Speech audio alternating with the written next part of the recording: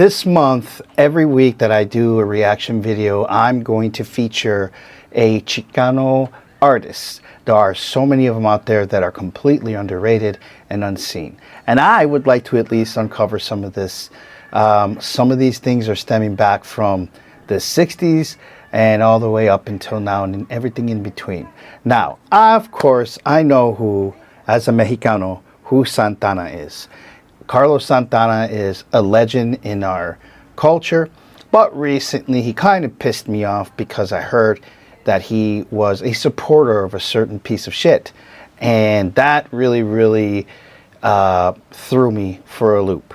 But then, after further analysis and after going through everything, I found out that that actually was fake news, that Carlos Santana did not endorse a certain presidential candidate, and that he, especially now with what's going on in the world, with the way that our people are being targeted and being disappeared by ICE in Los Angeles and everything, he has come out to say quite a bit. Therefore, I take back forever saying that I don't like Carlos Santana.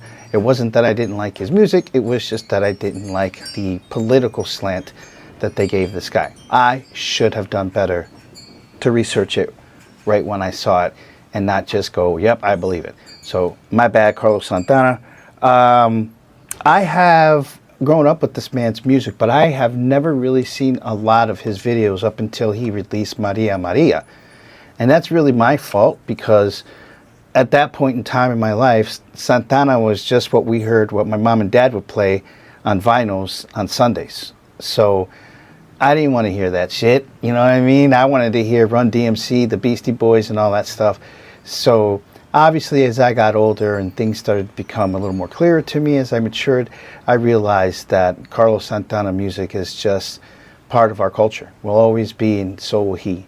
And so today, I'm about to watch something I didn't even know existed, and that is Santana at the Soul, and it's called Soul Sacrifice, at 1969 Woodstock live concert. Now, what's funny is that my mother and father were slated to go to Woodstock, but then I do believe my mother got pregnant, and there wasn't that plan.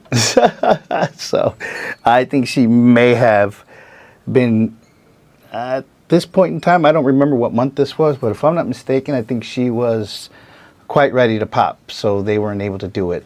So today we are looking at Santana's Soul Sacrifice 1969 Woodstock live concert. Let's do this. I've never heard this. I've never seen this. Let's go. Let's count it off. 1, 2, 3.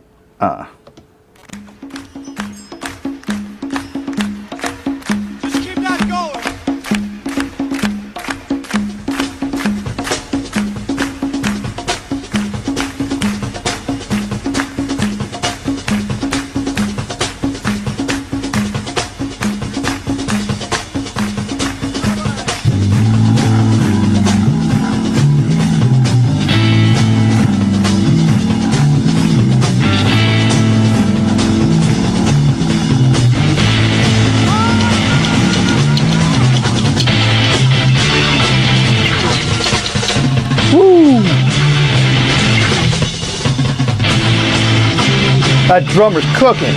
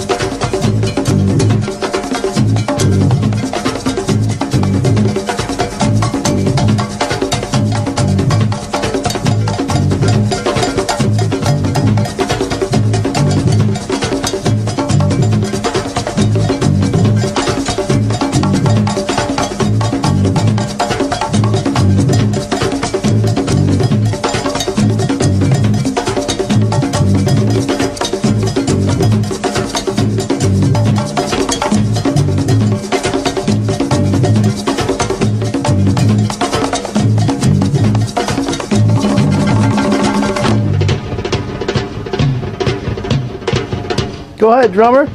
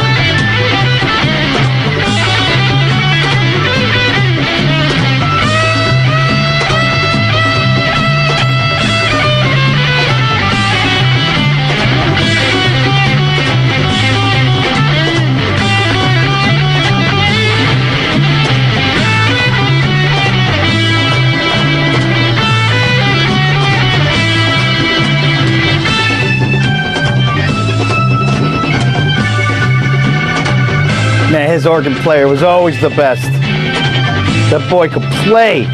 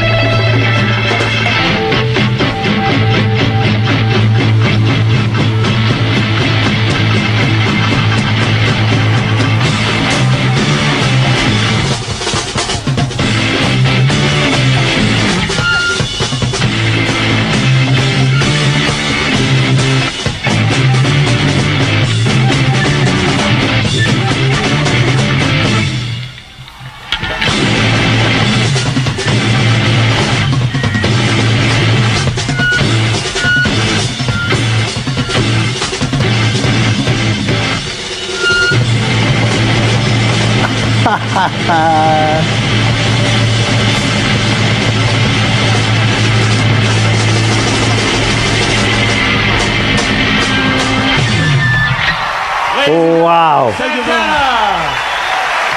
Oh, man.